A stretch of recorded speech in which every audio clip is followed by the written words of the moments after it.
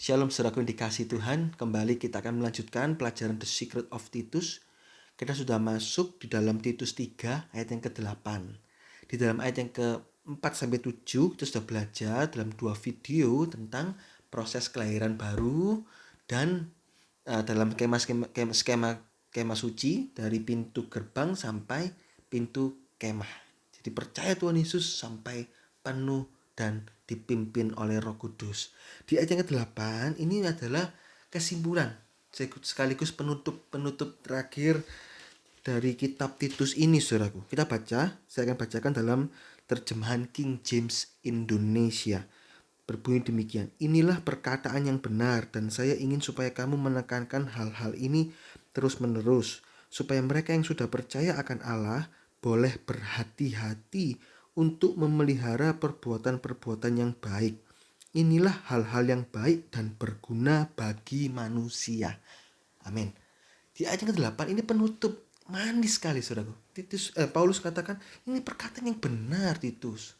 Dan saya ingin kamu, Titus, tekankan hal-hal ini terus-menerus kepada jemaatmu.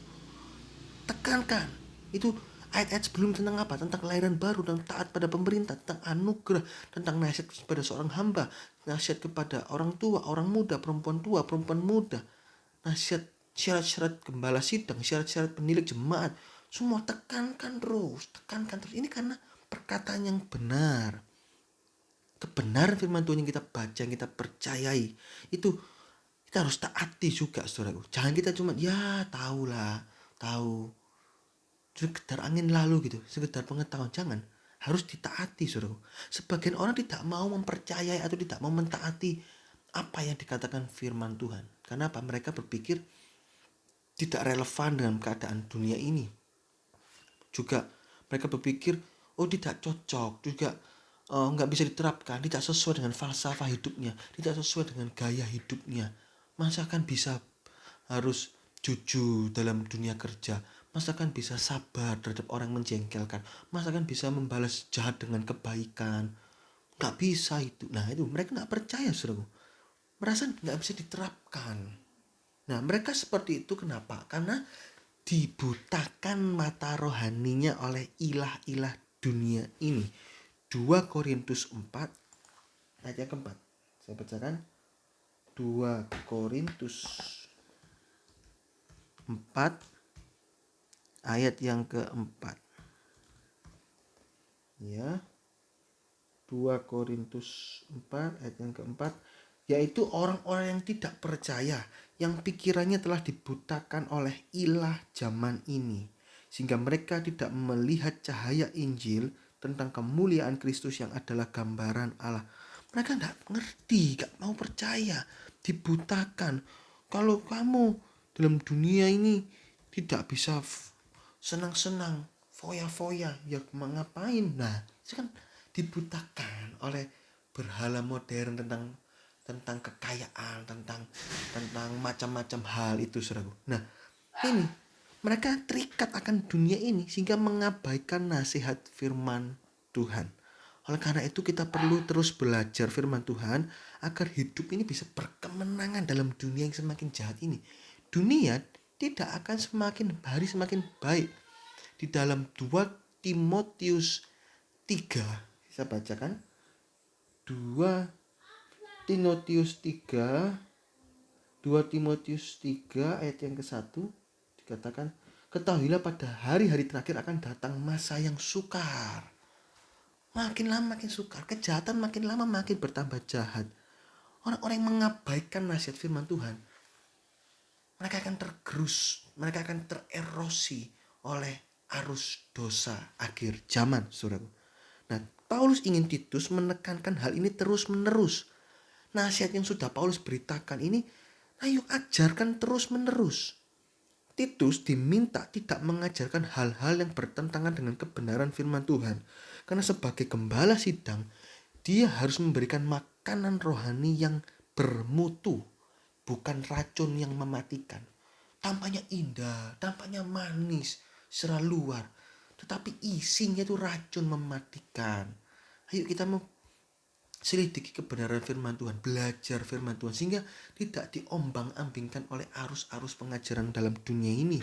Terutama sebagai gembala sidang, sebagai pelayan Tuhan, sebagai pemimpin rohani, harus belajar firman dan mengajarkan hal-hal yang tidak bertentangan dengan firman.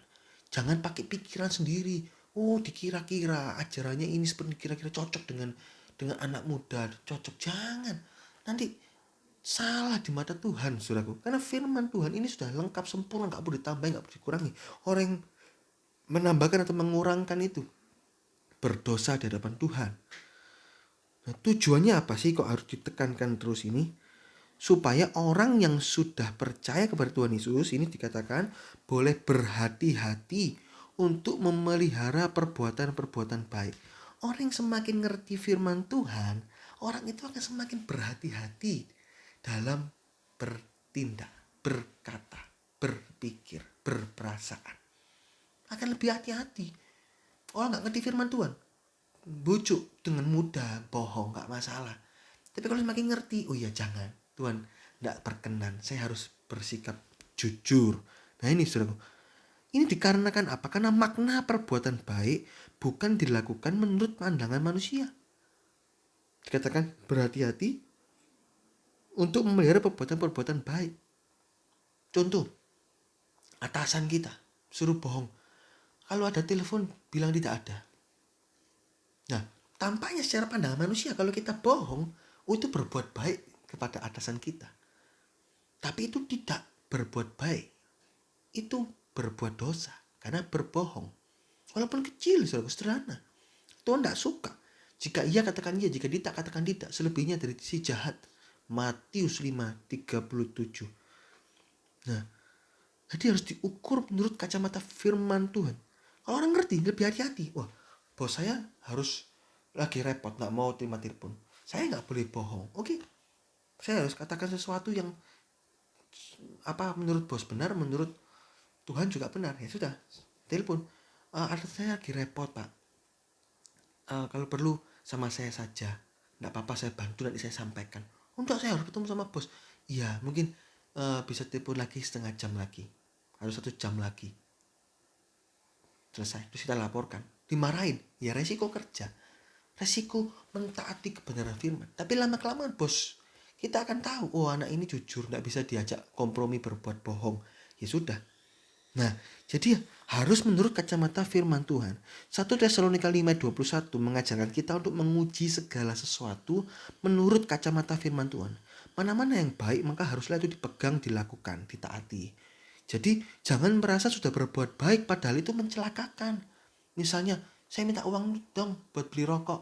Oke, saya kasih, saya berbuat baik. Itu bukan berbuat baik, itu mencelakakan, saudaraku. Maksudnya berbuat baik menurut pandangan manusia, tapi itu mencelakakan.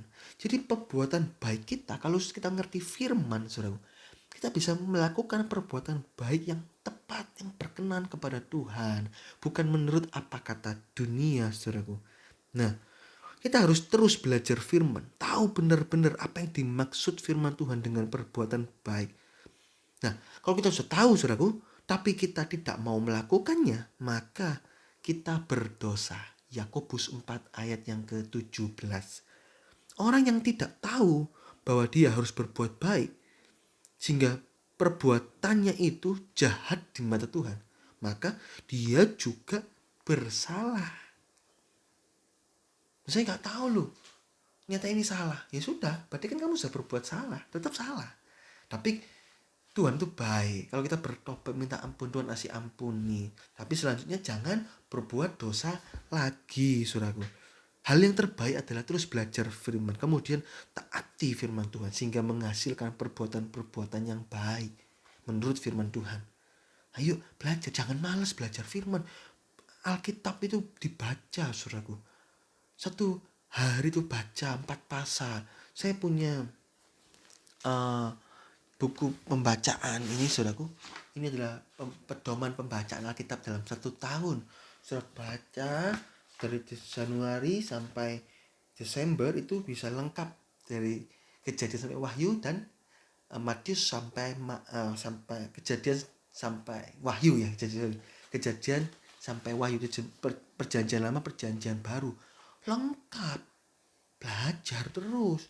Di samping itu, saya sudah saya sudah bicarakan dalam video-video yang pertama.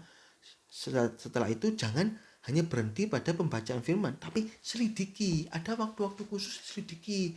Saya punya Alkitab, pembacaan rutin Alkitab ini secara tiap hari. Saya baca terus Kejadian sampai Wahyu. Tapi saya punya waktu-waktu penyelidikan. Kayak ini saya menyelidik kitab Titus, surat Titus. Terus saya selidik lagi, ini lagi tulis surat 1 Yohanes, 2 Yohanes, 3 Yohanes. Nah, setelah kitab Titus, kita akan belajar surat 1, 2, 3 Yohanes. Kita akan belajar di situ, saudaraku. Nah, setelah saya tulis, saya presentasikan, saya buat video ini, saudaraku. Dan ini melekat. Saya kerjakan, saya mendapat pengertian firman, oke. Saya baca tiap hari dari sini, oke. Terus saya tulis kan, terus saya buat video ini. Wah, melekat, saudara. Ngerti. Kalau ngerti enak, nggak sampai salah. Duh, ini bener nggak? Bener menurut firman. Ini salah nggak? Salah menurut firman. Nggak ada daerah abu-abu. Semua bisa diiris karena firman Tuhan itu pedang tajam bermata dua yang bisa mengiris sini dan sum-sum sampai angan-angan perbuatan teriris semua, saudaraku. Nah, ini ya. Firman Tuhan inilah yang menghasilkan perbuatan yang baik dan berguna bagi manusia. Kenapa, saudara? Karena apa yang benar belum tentu berguna. Dalam 1 Korintus 6 ayat 12. Kita harus melakukan perbuatan baik dan berguna. Contoh tadi, membelikan rokok itu perbuatan jahat menurut firman Tuhan. Tapi ada lagi perbuatan baik yang tidak berguna. Contoh, menyuruh anak belajar untuk menghadapi ujian. Tapi belajarnya sambil ibadah. Wis nak, kamu kan besok ujian, ya sudah, kamu belajar aja di gereja. Kan gereja kebaktian 1 jam, 1,5 jam, atau ada yang 2 jam. Ya sudah, belajar aja, lumayan toh. Bisa belajar sambil dengar firman, sambil belajar pelajaran. Itu baik tampaknya. Perbuatan baik kan rajin belajar. Tapi tidak berguna karena dilakukan pada saat ibadah. Ibadah kita harus komitmen dong. Kita harus sungguh-sungguh. Itu Allah hadir. Allah ingin memberikan makanan rohani dalam hidup kita. Ya kita taruh dulu pekerjaan jasmani. Dengar firman. Seperti Maria dengar di kaki Tuhan. Setelah dapat firman, Maria taati itu dan hasilnya baik. Kalau Marta, wah kerja sana sini tanpa mengerti firman. Akhirnya apa, saudaraku? Apa dikatakan putra manusia Yesus? Yang terbaik itu Maria. Kalau Marta kerja ini sana sini sana.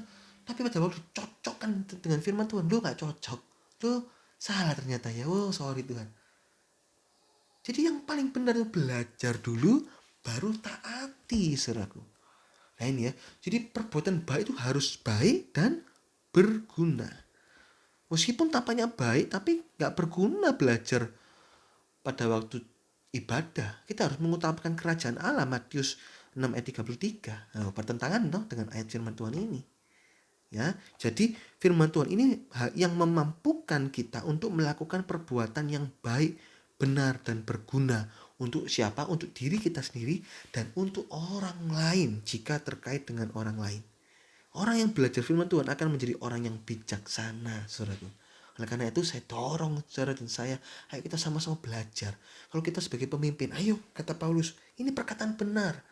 Tekankan hal ini terus menerus. Ulangi, lu ada kitab ulangan kok. Jadi jangan bosan-bosan dengar pengulangan firman yang sama. Jujur, hidup suci. Oke, tidak masalah dong itu. Karena ada kitab ulangan loh. Ulangan 6 ayat 6 sampai 7. Ajarkan berulang-ulang. Di sini Titus 3 ayat yang ke-8. Menekankan hal ini terus-menerus, saudaraku. Terus-menerus. Ini sama seperti Ulangan 6 ayat 6 sampai 7, saudaraku. Ya. Nah, ini sambil saya beritakan ini, saya dapat ayat-ayat baru. Saya tambahkan lagi, saudaraku. Nah, ini, saudara. Ya. Jadi di ayat yang ke-8 belajar berbuat baik menurut firman Tuhan. Dan kita sebagai pemimpin tekankan firman Tuhan. Ajarkan firman Tuhan. Jangan mengajarkan pengajaran yang salah. Puji Tuhan, Tuhan Yesus memberkati.